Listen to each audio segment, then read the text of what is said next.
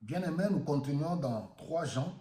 Nous prenons le verset 5. Il s'agit de ce que nous avons parlé sur le bon témoignage de Gaius. C'est l'ancien qui témoigne à son égard. Il dit, cher ami, tu te montres fidèle dans tout ce que tu fais pour les frères. J'en ai parlé la fois passée. On est dans un monde des infidèles où les gens ne savent pas rester constants. Les gens sont tellement inconstants dans leurs relations. Les gens sont changeants. Aujourd'hui, ils sont bien avec vous. Demain, boum, ils changent. Pour quelle raison? On ne sait pas. Il dit que tu te montres fidèle dans tout ce que tu fais pour les frères, même étrangers. Parce que le contexte ici, c'est l'Église, où il faut soutenir les missionnaires. Alors, ils ont témoigné de ton amour devant notre Église. Parce que nous sommes peuple de Dieu, enfants de Dieu. Donc, nous devons être des imitateurs du Christ. Dieu est amour.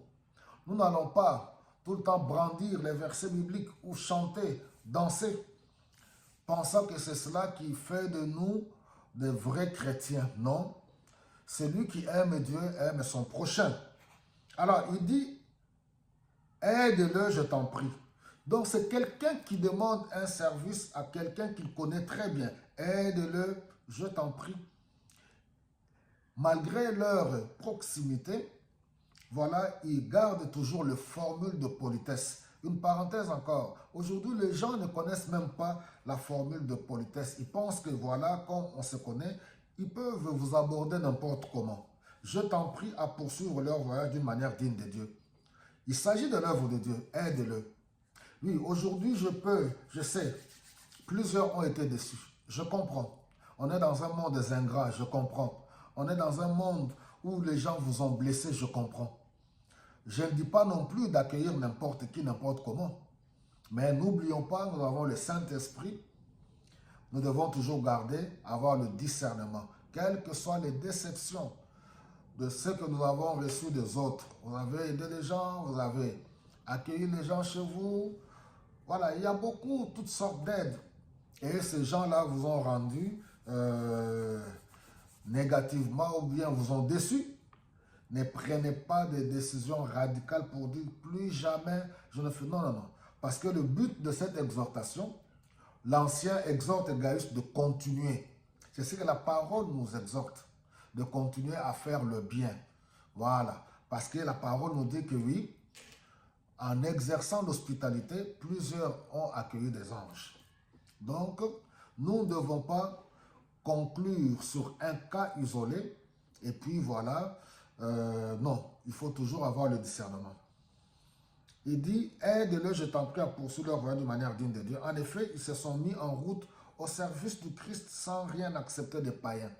Donc là, il s'agit d'une recommandation, d'une demande entre frères dans la foi. Et voilà maintenant aujourd'hui, nous devons nous soutenir dans l'œuvre de Dieu. Nous devons nous soutenir entre frères et sœurs. Bien sûr, l'amour, on doit faire de preuve de l'amour envers toute personne, à mesure du possible.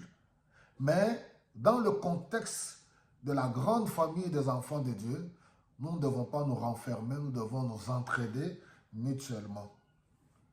Alors, nous avons donc le devoir de soutenir de tels hommes afin de collaborer, nous aussi, à la diffusion de la vérité. S'agissant de la mission de Dieu, c'est l'œuvre de Dieu, nous devons nous soutenir. J'ai parlé la fois passée, nous devons veiller à notre témoignage. Est-ce que ton témoignage, par ton témoignage, est-ce que ton témoignage mérite réellement que tu reçoives des faveurs? Donc n'oublions pas, par un bon témoignage, nous avons et la faveur des hommes et la faveur de Dieu. Tous ces messages, c'est parce qu'on est arrivé à la fin de l'année 2025. Les gens vont venir avec les criards, vous allez avoir vos prophètes, les pseudo-prophètes qui vont commencer cette année. Dieu va vous élever l'an 2026, depuis qu'ils ont commencé. Parce qu'ils sont faux. Et vous aussi, comme vous ne voulez pas marcher dans la vérité, au lieu de soigner votre relation avec Dieu, sachant que Dieu fait chaque chose à son temps, ce n'est pas par des slogans. Que l'année qui va commencer, Dieu va t'élever, tu vas voyager, tu vas te marier. C'est le souhait de tout le monde de prospérer, c'est le souhait que tout le monde se marie, c'est le souhait que tu réussisses dans ce que tu entreprends, que tu voyages, que tu travailles et que tu te maries, que tu aies des enfants. C'est le souhait de tout le monde. Mais ça ne doit pas être des slogans dans le désordre. Nous devons par contre revoir notre témoignage, notre conduite. On a parlé la fois passée dans Colossiens chapitre 1, 10. Nous devons marcher de manière digne, de plaire à Dieu en tout.